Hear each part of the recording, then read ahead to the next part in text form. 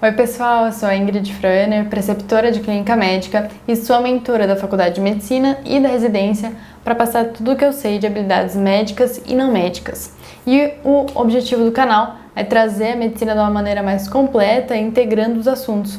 E o vídeo de hoje é sobre síndrome de Cushing, do básico ao avançado. Vocês vão ver que a gente vai sair daquele clássico de sintomas e daquelas clássicas causas da síndrome de Cushing e vai falar de outros aspectos, vai falar de tópicos mais avançados, mas de uma maneira que vocês vão conseguir acompanhar completamente o desenvolvimento da aula. Então vamos lá? Se a gente for pensar, o que a síndrome de Cushing está representando pra gente? Está representando um fenótipo de hipercortisolismo, né? O aumento do cortisol.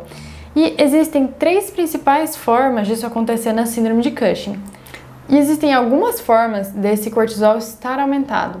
E a gente precisa entender o eixo, né? O eixo hormonal do cortisol para poder entender onde essas três formas podem estar alocadas, tá? Então, revisando apenas, o hipotálamo ele vai liberar o CRH, que vai estimular a hipófise, que vai produzir o ACTH, que é o grande hormônio que vai estimular a adrenal a produzir os hormônios que ela normalmente produz. Androgênio, cortisol e aldosterona. A aldosterona em menor grau regulada pelo ACTH e é regulado principalmente pelo sistema renina-angiotensina-aldosterona, que a gente vai falar nos próximos vídeos. Então, para você não perder nenhum vídeo, se inscreve no canal e ativa as notificações.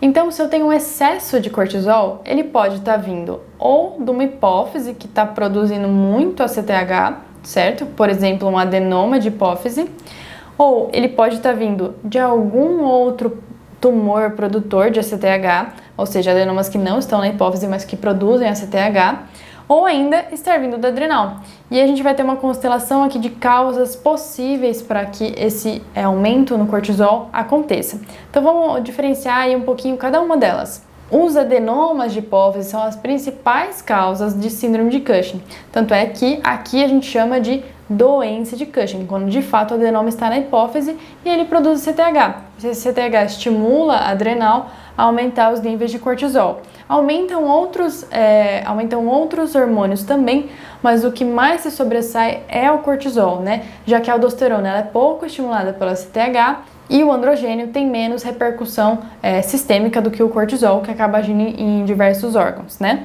Mas, além do adenoma de hipófise, podem existir outros adenomas não hipofisários que produzem o ACTH. Geralmente são tumores que eles embriologicamente se desenvolveram a partir da ectoderme, né? Então tumores de pequenas células, brônquios, tumor de timo, por exemplo, são tumores que são capazes de produzir esse ACTH e causam uma clínica de aumento de cortisol. Mas a grande diferença desses dois tumores, o que está na hipófise e o que não está na hipófise, que a gente chama de ectópico, é que os ectópicos, eles costumam ser mais agressivos, né? E eles vão produzir níveis de cortisol mais elevados, ao ponto de o cortisol entrar no receptor, ocupar o receptor mineralocorticoide. Lembram que a gente comentou isso quando a gente estava falando da diferenciação dos 7 fenótipos, explicando um pouquinho da fisiopatologia? Então, quando a gente tem muito cortisol, ele pode sim também ocupar o receptor mineralocorticoide e aí causar os sintomas como se fosse um hiperaldosteronismo. Então, esses tumores, eles vão ter uma clínica que é um pouco diferente, tá? Ao passo que, quando a gente tem os sintomas clássicos do Cushing, de aumento de peso, síndrome metabólica e osteopenia, a gente tem um curso mais lento, um tumor mais indolente, que vem de crescimento ao longo de anos. E quando a gente tem esses tumores ectópicos, eu posso ter essa síndrome metabólica, mas no geral eu vou ter uma perda de peso por conta dessa neoplasia e sinais mais sugestivos de hiperaldosteronismo. Então, hipocalemia, alcalose metabólica, é um curso mais rápido, é um paciente que chega mais grave, tá?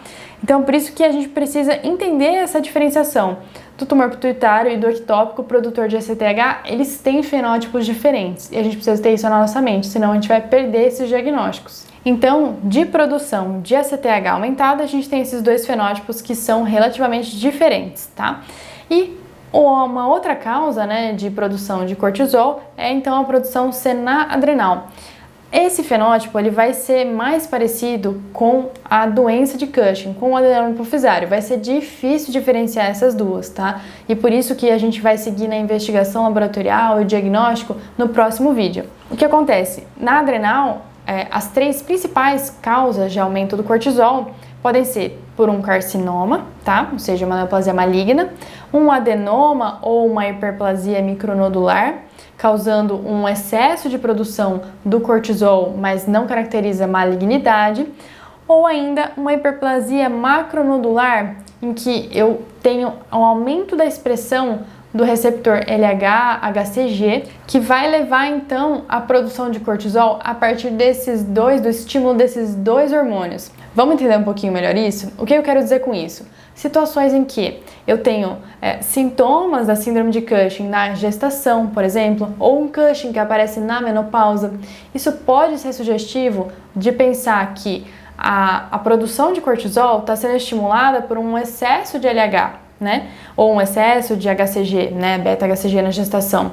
E isso está estimulando a adrenal. Geralmente, isso é hiperplasia macronodular. Uma situação diferente é o adenoma da adrenal ou a hiperplasia micronodular, em que eu tenho essa região, esse nódulo, produzindo mais cortisol, né? Ele pode produzir tanto cortisol associado a algum outro hormônio, como por exemplo androgênio, tá? Então por isso que a gente também é importante fazer essa diferenciação quando a gente está fazendo a investigação dessa massa, ou ainda um carcinoma de adrenal produzindo cortisol. Aqui sim, no carcinoma, a chance de ser cortisol mais algum outro hormônio é maior. Geralmente é cortisol com androgênio.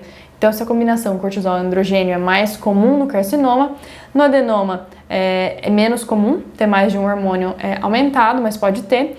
E na hiperplasia macronodular é lembrar que eu tenho um outro hormônio que está sendo servido de estímulo para aumentar esse cortisol. Mas, de maneira geral, o resultado vai ser muito parecido, vai ser aquela constelação de sintomas metabólicos que vão lembrar o mesmo fenótipo do adenoma hipofisário. Então, o excesso de produção do cortisol pela adrenal vai produzir sintomas de Cushing com ou sem algum outro hormônio em excesso, como por exemplo o androgênio. Então, essas são as 3 principais causas da síndrome de Cushing que vão causar o hipercortisolismo, mas aqui a gente tem 2 principais fenótipos, né? O clássico do metabólico, que a gente vai pensar tanto em adenoma hipofisário quanto em problemas na adrenal, e o outro um pouco mais grave, causando sintomas de mineralocorticoide, quando a gente está pensando em tumor ectópico produtor de ACTH. E aí, pessoal, tem 2 entidades que causam hipercortisolismo, tá? Mas não causam síndrome de Cushing. O que são elas? São as causas de pseudo-Cushing e MAC, Mild Autonomous Cortisol Secretion. A gente vai explicar certinho o que são essas 2 entidades. O que é, então, o pseudo-Cushing? São outras doenças clínicas causando o aumento de cortisol, como, por exemplo, o etilismo, ansiedade, depressão. Tudo isso pode aumentar o cortisol sérico e dificultar a minha investigação num paciente que eu estou suspeitando de síndrome de Cushing, mas que tem uma depressão por trás, e aí eu estou tentando confirmar se esse aumento no cortisol que eu vi laboratorialmente é só decorrente da doença clínica dele ou se é decorrente da síndrome de Cushing. E para isso, a gente precisa considerar essas doenças clínicas e tratá-las adequadamente. No caso do etilismo, a gente precisa deixar o paciente pelo menos 2 semanas sem nenhuma ingesta de álcool, para daí poder dosar o cortisol, para que interfira menos possível nesse valor do exame e a gente tenha um diagnóstico aí mais certeiro, tá? Mas nas outras doenças, a gente pode ter esses sintomas, pode ter essa suspeição, mas cuidado na interpretação laboratorial. Uma outra doença que também pode aumentar o cortisol por desromper o eixo, né? Todas elas vão acabar desrompendo o eixo, né? Do hipotálamo, hipófise e cortisol, vai ser a anorexia, né? A anorexia é um pouco mais fácil de identificar clinicamente, mas é importante saber que pode causar hipercortisolismo. Então, resumindo o pseudo-Cushing, nesse contexto de que algumas comorbidades podem aumentar o cortisol, eu posso ter 2 situações. Uma que alguém pediu um exame de cortisol, tá? Sem nenhuma suspeita clínica, e aí eu tô tentando entender o que é isso num contexto de depressão, ansiedade, etilismo, e que daí a gente já tem o nome, pseudo-Cushing. Ou você tem uma suspeita de síndrome de Cushing, mas num paciente que tem de base esses problemas que, por natureza, já aumentam o cortisol. E aí a diferenciação vai ser tratar essas causas que a gente sabe que aumentam o cortisol, então tratar adequadamente a ansiedade, depressão, ou ficar abstêmio do etilismo, e aí fazer a dosagem do cortisol novamente. E o que é essa outra entidade que eu falei? O que é MAX? Né? O que é Mild Autonomous Cortisol Secretion? Nada mais é, né, do que o próprio nome já fala, é uma secreção autônoma de cortisol, mas leve, pequena. E isso, pessoal, vai dar uma clínica de síndrome metabólica, hipertensão, diabetes, aumento de peso, dislipidemia, nada que caracterize propriamente a síndrome de Cushing, no sentido de que eu não vou ter os efeitos anti-anabólicos do cortisol, como, por exemplo, a osteoporose associada. Então, essa constelação aí de doenças, elas podem estar associadas à MAX, mas não é indicado o rastreio, tá? Você não vai sair rastreando as pessoas para ver se elas têm um nível de cortisol um pouco mais alto. Como que vai entrar, como que vai ser esse fenótipo do MAX? Vai ser no contexto de investigação de incidentaloma, tá? Se você encontrou um incidentaloma na adrenal, uma massa na adrenal que você não estava buscando, você deve pesquisar se existe um excesso de cortisol, mesmo que ele seja leve.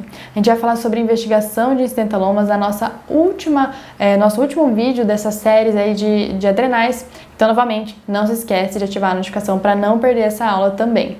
Então, resumindo, pessoal, no hipercortisolismo, a gente tem 3 causas principais de síndrome de Cushing, quando a gente tem um tumor produtor de ACTH na hipófise, a própria doença de Cushing, quando a gente tem um tumor produtor de ACTH ectópico em outro local, causando um excesso de cortisol maior, um curso mais agressivo e sintomas de aumento de mineralocorticoide, tá? E o aumento do cortisol por uma causa adrenal, que a gente também dividiu em 3. Sendo um carcinoma, ou seja, maligno, sendo um adenoma ou uma hiperplasia micronodular, ou sendo ainda uma hiperplasia macronodular estimulada por um aumento de receptores de LH e FSH.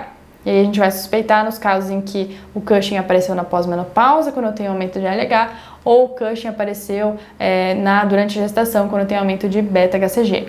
Tá? Então, essas situações vão levar a 2 fenótipos, o fenótipo mais metabólico, que a gente chama, né, da própria síndrome de Cushing, do excesso de cortisol, aqueles sintomas mais clássicos, e o outro fenótipo, quando a gente está falando de um tumor mais agressivo, por conta de ter muito cortisol, aumentar o mineralocorticoide, que é o produtor ectópico de ACTH.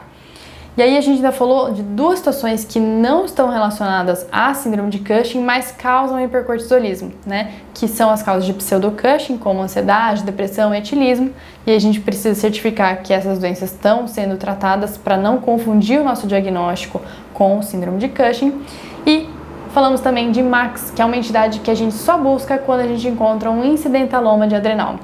E se você gostou dessa aula, se essa aula te ajudou a entender um pouco mais a constelação dos problemas, dos sintomas, das causas da síndrome de Cushing e do hipercortisolismo, deixa aqui nos comentários e aproveita para deixar suas dúvidas também que eu respondo. Até a próxima. Tchau, tchau!